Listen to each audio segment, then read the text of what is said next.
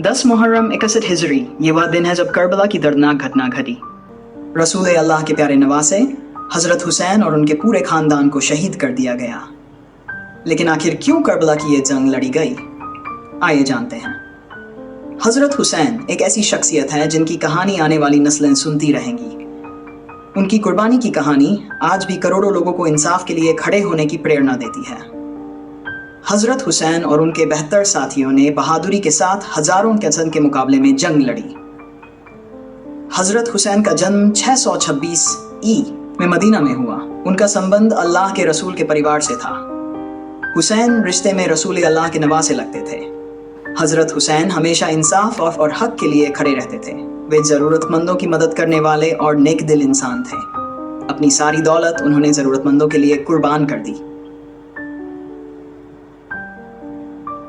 632 ई में अल्लाह के रसूल का पर्दा हो गया। उस वक्त हुसैन की उम्र ज़्यादा नहीं थी। बाद में जब हज़रत अली को खलीफा बनाया गया तो सिविल वॉर शुरू हो गई। ये लड़ाई हज़रत अली और यजीद के पिता मुआविया के बीच हुई।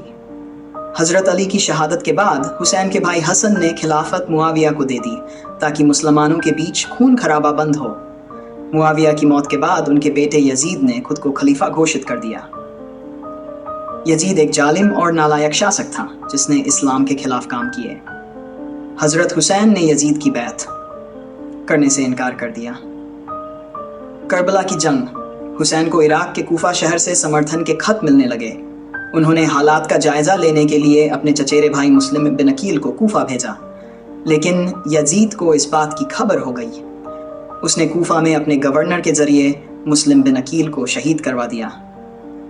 हज़रत हुसैन अपने परिवार और 72 साथियों के साथ कूफा की ओर रवाना हुए।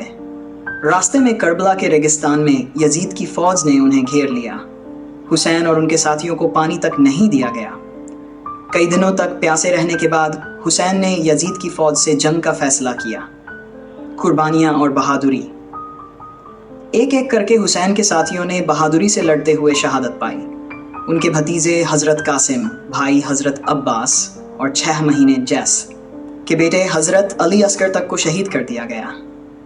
जब जंग के मैदान में हुसैन अकेले रह गए तो उन्होंने खुद जंग लड़ी। भूखे प्यासे होने के बावजूद उनकी बहादुरी का सामना यजीद की फ़ौज नहीं कर सकी। लेकिन जब नमाज का वक्त आया तो सजदे में रहते हुए दुश्मनों ने धोखे से उन्हें शहीद कर दिया। करबला हमें सिखाता है कि हक और इंसाफ के लिए हर कुर्बानी दी जा सकती है। हज़रत हुसैन की शहादत हमें ये याद दिलाती है कि सच्चाई के रास्ते पर चलते हुए कभी पीछे नहीं हटना चाहिए।